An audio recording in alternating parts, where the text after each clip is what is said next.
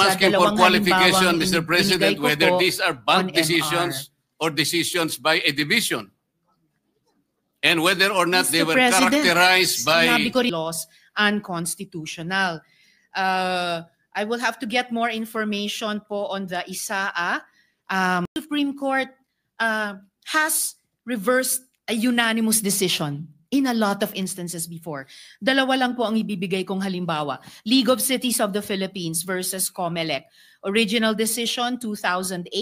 Reversal on motion for reconsideration, 2009. Isa pa pong halimbawa, International Service for the Acquisition of Agri-Biotech Applications, Inc. o ISAA et al. Versus Greenpeace Southeast Asia.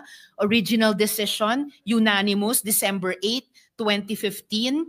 Reversed unanimously on MR din, July 26, 2016. So, hindi lang po tulad nung sinabi ni Minority Leader na there's always a first time, it has happened before. So, yung ganitong klaseng milagro na hinahanap, posibleng mangyari din po dito sa kasong pinag-uusapan natin. Malay po natin. Salamat po, Mr. President. Salamat Mr. sa Gudyan. May I know from the good Senator, Senator Marcoleta. may I know from the good Senator if these decisions are bank decisions or divisions?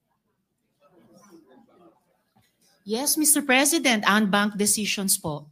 Well, you have to cite the I would jurisprudence. gladly cite the GR number po bang hinihingi, Mr. President? Pagka sinabi pong bank, lahat po ng members ng Supreme Court, 15 of them, unanimous.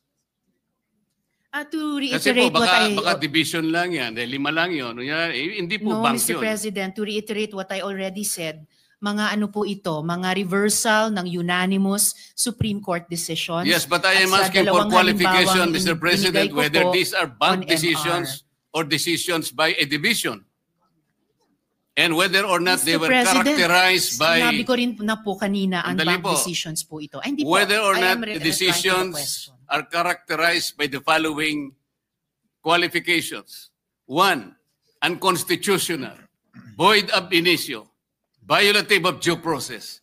All these are present in those jurisprudence cases as you cited. Mr. President. Bagamat para itong yung pinag-uusapan natin kaninang operative facts, kanina simple lang yung tanong eh. May kaso na po ba na ang Supreme Court sa unanimous decision ay ni-reverse ang sarili nila? Ngayon may dinadagdag na tanong. Pero sige po, yung League of Cities of the Philippines versus COMELEC, the Supreme Court in its original decision in 2008 unanimously declared the cityhood laws unconstitutional. I will have to get more information po on the ISAA reversal of unanimous decision. Pero malinaw na mga sagot na po ito dun sa original na tanong. So the original assertion na hindi po natin alam kung na-reverse na ng Supreme Court ang sarili nila sa original na unanimous decision has fallen by the wayside. Kasi the Supreme Court, as I said already earlier, has reversed a unanimous decision unbanked in a lot of instances before. Yun lamang naman po, Mr. President. Noted and entered Salamat into po. the records. Majority Floor Leader. Yes, Mr. President. May I move that we recognize the next interpellator, the gentleman.